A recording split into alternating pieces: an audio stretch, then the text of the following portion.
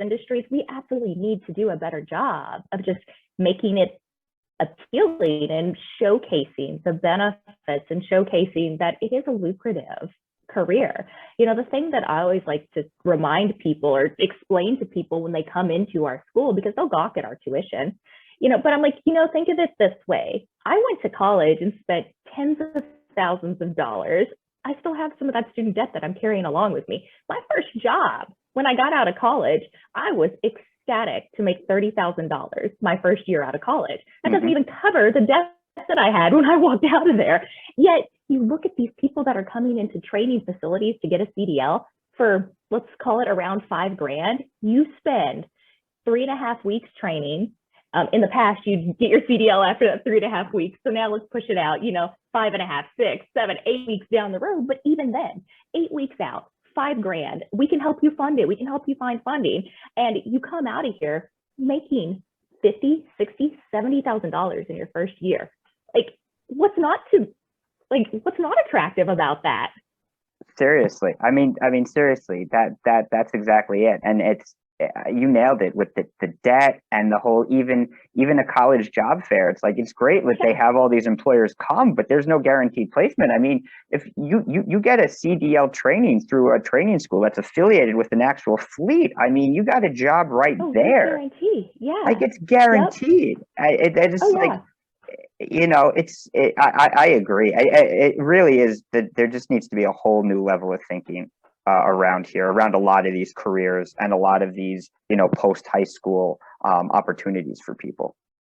Oh, agreed. And, that's really up to us in the industry to really push it and make it look more sexy out there in the market, make it an appealing job. And honestly, I think the income potential there should speak for itself.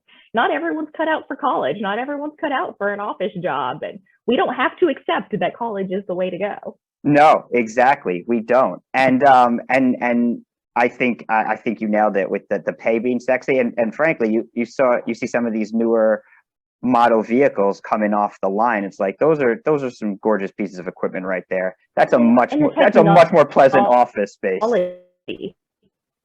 Yes, the technology in these trucks is crazy, which should appeal to the younger generations. Absolutely. I mean, these trucks, they got, all the different safety features, all of the functionality, and it's only going to get better from here with the safety features and the technology that's going into these. Now, it's kind of getting off topic here because I do get this question a lot. Is an autonomous truck going to take my job in the next 10 years? No, it is not. So, these trucks are always going to need a person in them. If anything, it's just going to make your job easier. You are just monitoring that truck at that point. Yep. And of course, that gives you more opportunity to listen to a podcast like Stream, as you're making, exactly. as you're making, $55,000, $60,000, $65,000 a year to watch your truck drive itself down the road. To watch it drive yourself and listen to people like us talk. I mean, how can you beat something like that? Exactly. Yeah. Jodie, someone wants to get in touch with you. Someone, maybe they're in the region, they want to sign up for a training class. How would they go about doing that? They can go online. They can look us up, Truck America Training of KY. We always, our tagline for many years has been run with the big dogs. We'd love to have you come run with the big dogs. So look us up. Like I said, we have some different funding options. The funding that is provided from state and federal is very few and far between, unfortunately, for these trade skills.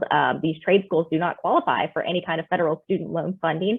However, we have partnered with some lenders that are great that we've been working with for a while. So if anyone is concerned that cost is an issue, talk to us. Absolutely. And there is still some funding out there for Kentucky residents and Indiana residents that we can tap into and see if a person qualifies for it or not. But if not, like I said, we got some different loan options that would appeal to you. We do have a lot of carriers that come in, a lot of large carriers, local carriers.